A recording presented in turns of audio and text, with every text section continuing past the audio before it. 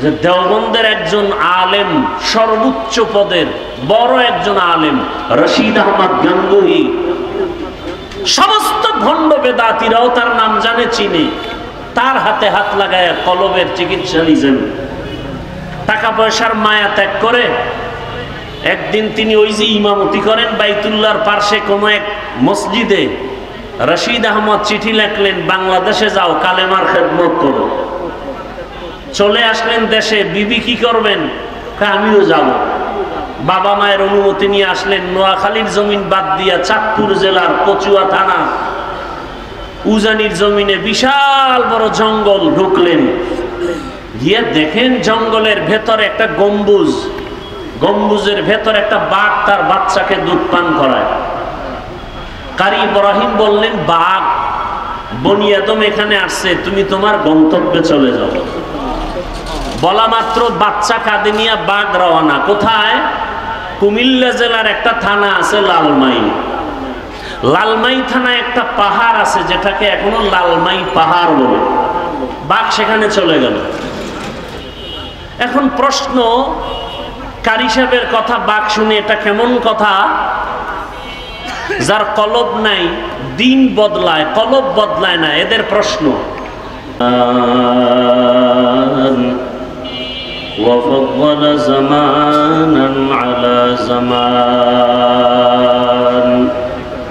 كما فضل مكانا على مكان وإنسانا على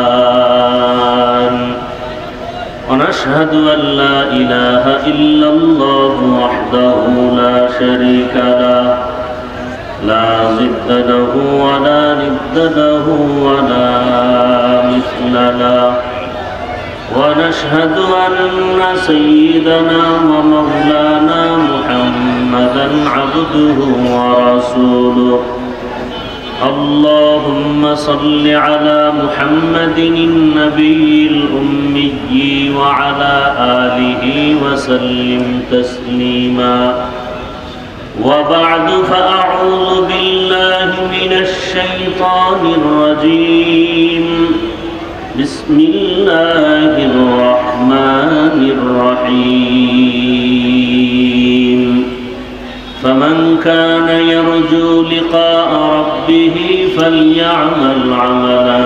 صالحا ولا يشرك بعبادة ربه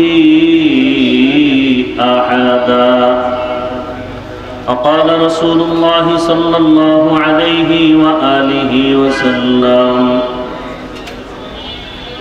أخلص دينك يكفك العمل القليل صدق الله مولانا العظيم وصدق رسوله النبي الأمي الكريم ونحن على ذلك من الشاهدين والشاكرين والذاكرين والحمد لله رب العالمين سبحانك لا علم لنا إلا ما علمتنا إنك أنت العليم الحكيم رب اشرح لي صدري ويسر لي أمري واحلل عقدة من لساني يفقهوا قولي عمل سے زندگی بنتی ہے جنت بھی جہنم بھی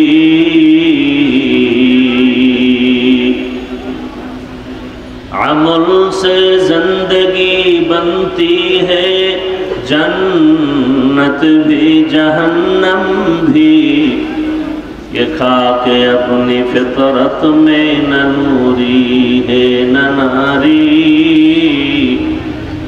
یہ خاک اپنی فطرت میں نہ نوری ہے نہ ناری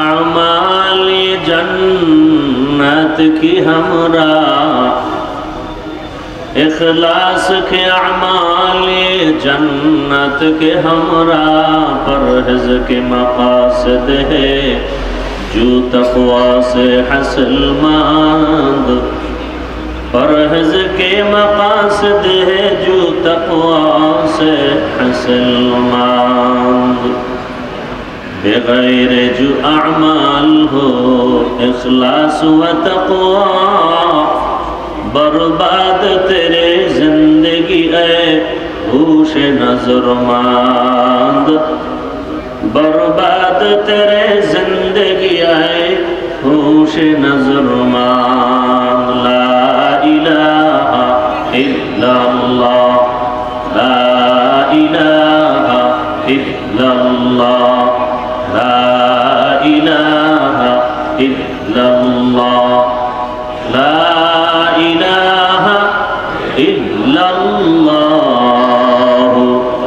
मुहम्मदुर रसूलुल्लाह।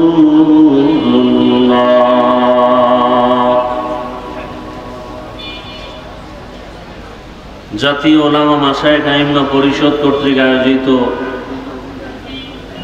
আজকের এই জুলাই অভ্যুত্থান শহীদদের মাগফিরাত কামনায় এবং আহতদের সুস্থতা কামনায় আজকের এই ওয়াজ ও দোয়া মাহফিল উপস্থিত মুহতারাম সম্মানিত সভাপতি হযরতুল আল্লাম মাওলানা নুরুল হুদা ফায়েজি দামাত বারাকাতুহুম, প্রধান অতিথি মাননীয় ধর্ম বিষয়ক উপদেষ্টা ডক্টর আফাম খালিদ হোসেন দামাত বারাকাতুহুম, অন্যান্য হযরত উলামায়ে কেরাম, আজকের এই মাহফিলে সকলের প্রিয় মানুষ আধ্যাত্মিক রাহবার হযরত পীর সাহেব হুজুর চরমনাই এবং নায়েবে আমিরুল মুজাহিদিন, আগত বিভিন্ন জায়গা থেকে আল্লাহ পাকের আশিকিন, জাকিরিন, শাকিরিন, মুহিব্বিন, মুরব্বিয়ান এজাম, কলিজার টুকরা যুবক বন্ধুগণ, স্নেহের ছোট ভাই, মাইকের আওয়াজ শ্রবণরত মা বোনেরা,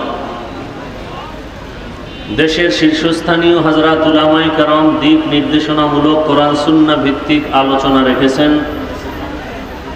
ইনশাআল্লাহ অল্প সময়ের মধ্যে রুহানি আলোচনা নিয়ে আসবেন হযরত পীর সাহেব হুজুর, নায়েবে আমিরুল মুজাহিদিন সহ।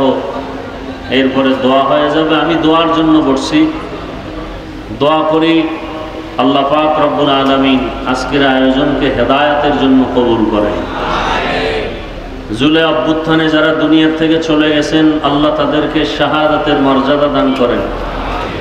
সাথে সাথে ঢাকার কয়েকদিন আগে বিমান দুর্ঘটনায় যারা দুনিয়ার থেকে চলে গেলেন আল্লাহ তাদেরকেও শাহাদাতের উচ্চ মর্যাদা দান করেন। যারা বেঁচে আছেন অসুস্থ অবস্থায় আল্লাহ তাদেরকে সুস্থতার নেয়ামত দান করেন। যারা পরিবার, আপনজন, সন্তান হারিয়ে ব্যতীত আল্লাহ তাদেরকে ধৈর্য ধারণকারীদের অন্তর্ভুক্ত করে দিন এবং যাদেরকে হারিয়েছেন এদের বিনিময়ে আল্লাহ উত্তম নেয়ামত দান করেন। যারা এত সুন্দর আয়োজনের পেছনে মেহনত করেছেন, উলামায়ে কেরাম, বিশেষ করে বাংলাদেশের বর্তমান যুগে তরুণ প্রজন্মের সকলের হৃদয়ের স্পন্দন, বাতিলের আতঙ্ক, হযরতুল আল্লাহ মুফতি রেজাউল করিম আবরার দামাত বারাকাতুহুম বাইতুল্লাহর কাছে গেছেন। 7 ভাবে কোরআন পড়া যায়, কিরাআতে সাবা।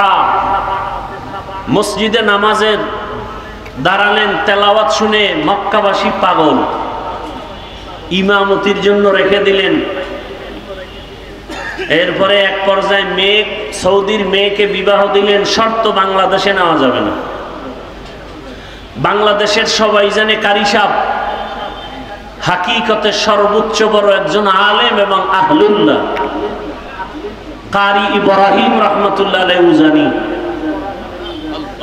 বাংলাদেশ, পাকিস্তান, ভারতের সব মাওলানা জেলাইনের হোক সবাই চিনে যে দেওবন্দের একজন আলেম, সর্বোচ্চ পদের বড় একজন আলেম রশিদ আহমদ গাঙ্গুহি। সমস্ত ভণ্ড বেদাতীরাও তার নাম জানে, চিনে। তার হাতে হাত লাগায় কলবের চিকিৎসা নিয়েছেন। টাকা পয়সার মায়া ত্যাগ করে একদিন তিনি ওই যে ইমামতি করেন বাইতুল্লাহর পার্শ্বে কোন এক মসজিদে, রশিদ আহমদ চিঠি লেখলেন, বাংলাদেশে যাও, কালেমার খেদমত করো। চলে আসলেন দেশে, বিবি কি করবেন? আমিও যাব। বাবা মায়ের অনুমতি নিয়ে আসলেন। নোয়াখালীর জমিন বাদ দিয়া চাঁদপুর জেলার কচুয়া থানা উজানির জমিনে বিশাল বড় জঙ্গল ঢুকলেন। গিয়ে দেখেন জঙ্গলের ভেতরে একটা গম্বুজ, গম্বুজের ভেতর একটা বাঘ তার বাচ্চাকে দুধ পান করায়। কারি ইব্রাহিম বললেন, বাঘ, বনি আদম এখানে আসছে, তুমি তোমার গন্তব্যে চলে যাও। বলা মাত্র বাচ্চা কাঁধে নিয়ে বাঘ রওনা। কোথায়? কুমিল্লা জেলার একটা থানা আছে লালমাই। লালমাই থানায় একটা পাহাড় আছে যেটাকে এখনো লালমাই পাহাড় বলে। বাঘ সেখানে চলে গেল। এখন প্রশ্ন, কারি সাহেবের কথা বাঘ শুনে এটা কেমন কথা? যার কলব নাই, দিন বদলায়, কলব বদলায় না। এদের প্রশ্ন, কলব যে বদলানো প্রয়োজন এটাই বুঝে না, এটা বুঝার ক্ষমতাই নাই। তাকে আমি জিজ্ঞাসা করি, হাল চাষ করে গরু দিয়া গ্রাম অঞ্চলে আছে না নাই? ওই চাষিরা মেট্রিক বিএ পাস না সাধারণ মানুষ? এই মানুষগুলো যখন গরুকে হুকুম করে মানেনি? গরুকে যখন ডানে যাইতে বলে যায়নি, বামে যাইতে বলে যায়নি। একটা কৃষি কাজ করে সাধারণ মানুষ বেনামাজি, ওর কথা যদি গরু শুনে, আল্লাহর ওলির কথা বাঘ শুনবে না কেন? এই বুঝার মতো মেধা ওদের নাই, এই কলব ঠিক নাই। এজন্য বলে আমরা পীর মুরিদি পীরাউলিয়া মানি না।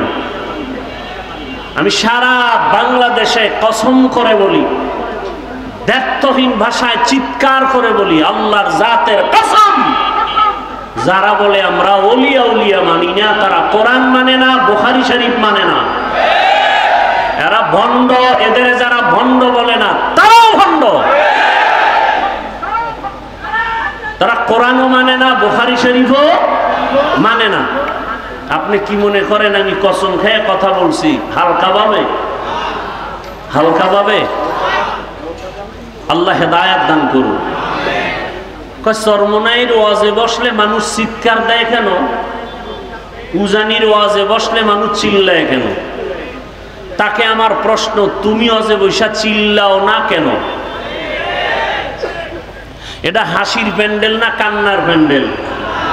কান্নার প্যান্ডেলে কাঁদবে, এটাই স্বাভাবিক। কান্না না আসলে তাকে জিজ্ঞাসা করো, তোমার চোখে পানি আসে না কেন? তোমার অন্তর নষ্ট, কলবের চিকিৎসা করো। এখানে চিৎকার আসার মজলিস। ইন্নামাল মুমিনুনা আল্লাযীনা ইযা যুকিরাল্লাহু ওয়াজিলাত কুলুবুহুম ওয়া ইযা তুলিয়াত আলাইহিম আয়াতুহু যাদাতুহুম ঈমানা ওয়া আলা রাব্বিহিম ইয়াতাওয়াক্কালুন।